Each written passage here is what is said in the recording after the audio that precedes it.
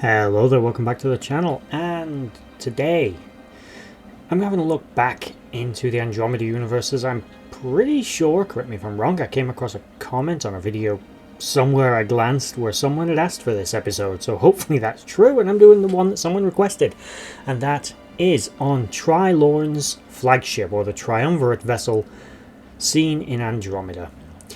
Before we get started, like, share, subscribe, comment down below.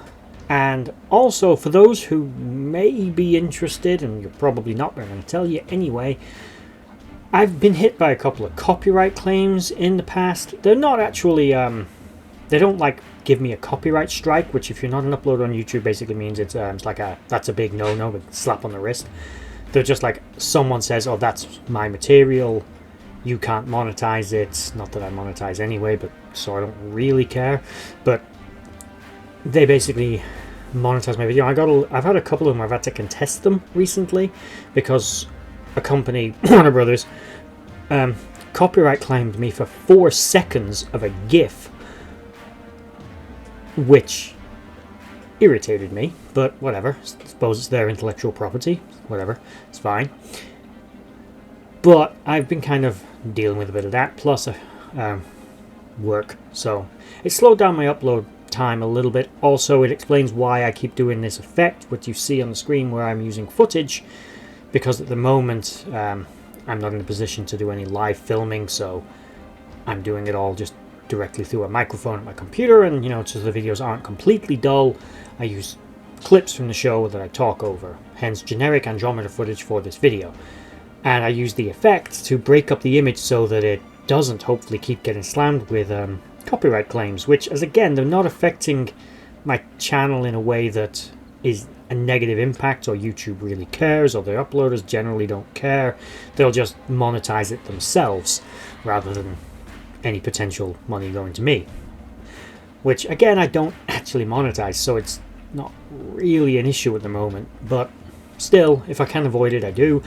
With all that out of the way, let's get into what you're actually here for, and that is Tri Lorn's flagship. So, with that said, Tri Lorn's vessel, Tri Lorn, by the way, is a character member of the Triumvirate of the restored Systems Commonwealth, basically the leaders. This ship is their personal flagship. It's implied that it's not a mass-produced classification of vessel, but is more a specific ship built for the Triumvirate to use. Specifically, built under the commission of Tri Lorn, built at the planet of Terrazed. The vessel's exact technical breakdowns are a little unknown. It's believed to be comparable in a lot of ways, and certainly in its base technology, to a glorious heritage class vessel such as the Andromeda Ascendant, but is likely not as heavily armed or as offensively orientated. Certainly a powerful ship, and as Captain Dylan Hunt referred to it as an impressive vessel, but it's moderately smaller than a glorious heritage class, which is 1,301 meters, with this vessel being 1,250. But based on the center mass of the ship, they've probably got a fairly similar internal volume, and let's face it, in those kinds of scales, 51 meters ain't going to mean much.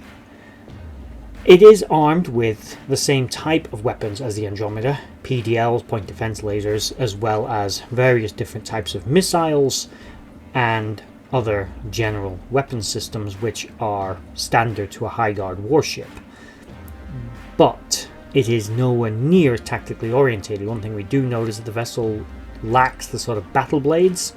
It implies that the vessel is not designed specifically for open combat and is more designed to flee or defend itself in combat rather than actually engage, but that's speculation. The vessel was seen escorting the Andromeda and has seen engaging and working as the command ship of other Commonwealth warships in conjunction with it. So it's certainly capable of fighting, but is not, strictly speaking, by all accounts, to be a specific offensive vessel. More designed to work, as I said, as a flagship, command vessel and personal heavy armed transport for the leaders of the Systems Commonwealth. The vessel is, of course, slipstream capable, and its power plant is an antiproton fusion reactor, or reactors. There's actually more than one, but it's not clear exactly how many. This is a lot of the same base technology again as the Andromeda Ascendant herself, but overall an impressive looking ship, albeit a little unorthodox. It almost looks like someone noodled the Andromeda, in my opinion. It's got obviously the same design lineage as the Andromeda, but it's not, although it's symmetrical, is not as well, it's not as pleasing on the eye, shall we say.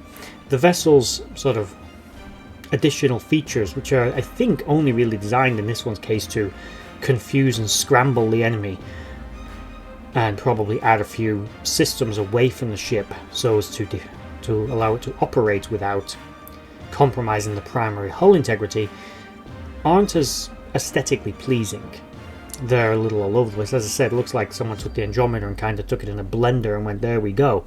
But unfortunately, that's pretty much it. The vessel pops up from time to time as a borderline antagonistic vessel to Captain Dylan Hunt, who, although was the man instrumental for the recreating of the Systems Commonwealth, became something of a pariah to it as it began to expand, as its philosophical beliefs were more influenced by the years of the long night rather than the ideals of the Systems Commonwealth that he was trying to recreate. Although many of the officers and personnel serving aboard the ship and throughout the Commonwealth adhered to these belief systems, some of the leaders of the Commonwealth did not. Unfortunately, this vessel was subject to those leaders and as a result was sometimes misused as a command and control vessel for those less honourable individuals running the Commonwealth.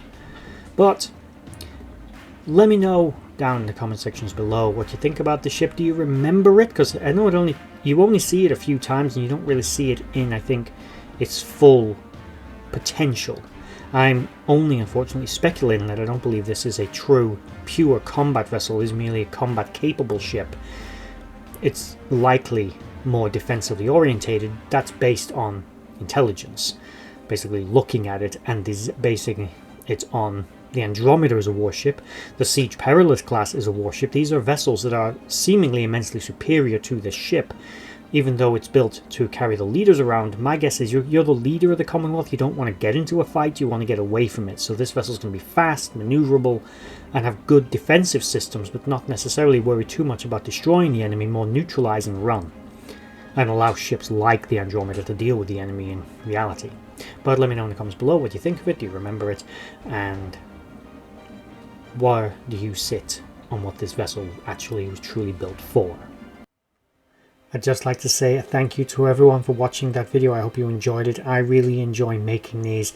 If you did enjoy it, please consider giving a like, share, and a subscribe, and maybe checking out the other videos on the screen right now, and in the description box below there are links to my other social media accounts.